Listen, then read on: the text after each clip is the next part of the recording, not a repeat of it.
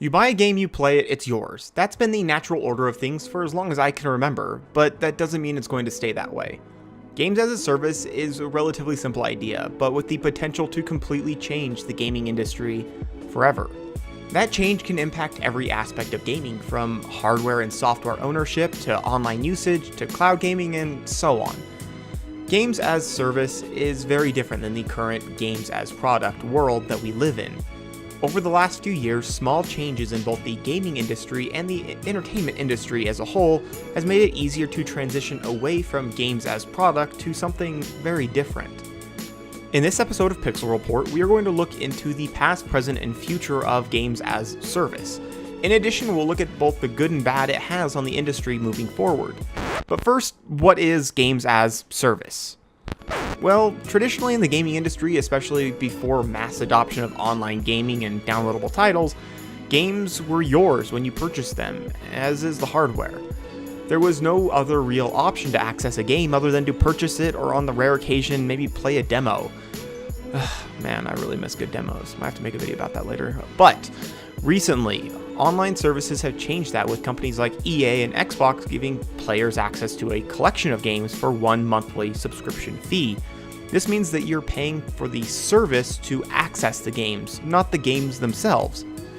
This approach to gaming is extremely similar to the content library for subscribers that Netflix popularized, giving unlimited access so long as that monthly charge goes through. And just like Netflix, are those movies yours? No. All of this doubles for cloud gaming, but adding on the middleman of required internet connections. If you want to learn more about that and where cloud gaming is going, check out my video using the annotation right up there above. Both of those examples are relatively recent, but games as service is not a new thing. In fact, we've seen its effect for years. Most notably in MMOs like World of Warcraft, which required monthly subscription services just to be part of the game you already purchased.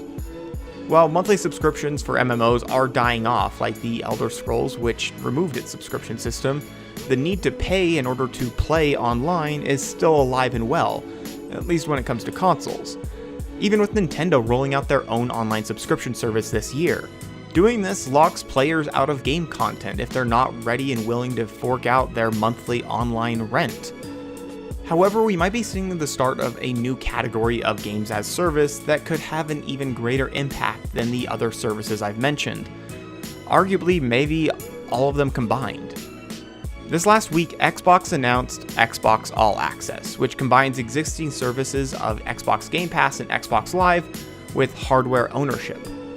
Through Xbox One All Access, you can pay one of two relatively low monthly rates for all access Xbox experiences. $23 or $35 a month, which includes an Xbox One or X, respectively, in addition to 2 years of both Xbox Live and Xbox Game Pass, which currently houses about 200 games and is growing pretty quick. Good deal, right? On the surface, it's not all that different from adding up all your gaming online and console costs and spreading them across the next 2 years. But it marks a shift on two things: accessibility and acceptance in this new approach to gaming. Accessibility for people to afford an Xbox who previously couldn't easily save up the money for the system, online or the games. Now they have an option to get all their gaming necessities in one package, a low monthly cost. I believe that this is objectively a great thing, providing gamers who would not have otherwise had access to a console or any of that stuff an option to join our community. However, the acceptance of this new system is not as clear-cut if it's good or bad, at least not yet. The acceptance that I'm talking about goes for both the industry and the community of gamers like you and me. Acceptance could mean two things for the industry. A is Xbox All Access might be the start of a shift in how games are brought to the consumer. How much of a leap would it be to go from the all-inclusive payment model of the Xbox All Access system to a monthly subscription service like a cell phone carrier?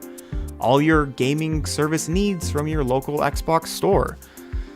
And just like the cell phone carrier market, over time it could make purchasing games, equipment, and online access even harder. Now, before you think of me as Mr. Pessimism, I do think that there is some positive potential to this whole situation. Outcome B is that this service never becomes more than a long-term affordable option for gamers, with the goal of just getting more consoles into households. This would be the best outcome for gamers by growing the community.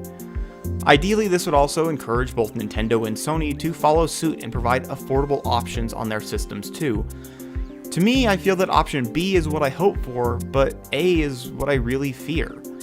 I don't want to go too much into this, but this video has been a video of speculation, but I feel that it's something to keep in mind as the industry evolves.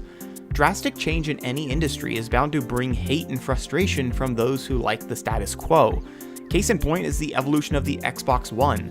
Announced as an always online system aimed at being the hub of all your entertainment, it was a little too drastic of a change at first. But after backing off on that direction, they've slowly implemented those same systems back into the Xbox over time with very little resistance from the community. I know that my expectations are negative on this topic, but I desperately want them to be proven wrong. It's important to stay aware of all these small steps that could be taking our industry to greener pastures of gaming for everyone, or slippery slopes away from what we value in gaming today. Tell me what you think about games as service, whether it's down in the comments or over on my channel, where I'll be streaming both this afternoon as well as this upcoming Saturday all day. If you like this type of video and you want to see more of it, consider subscribing, or heck, even just check out my Patreon, where my first 20 supporters will be forever added in my credits of every video. And keep an eye out next week for the first episode of a mini-series where I'll be exploring all the Harry Potter games and how they work in relation to the source material. Hell, if you want to even follow along, check out my website at pixel.report, where I daily blog about my progress, what I'm working on, and just ideas that I have, or, give me some feedback.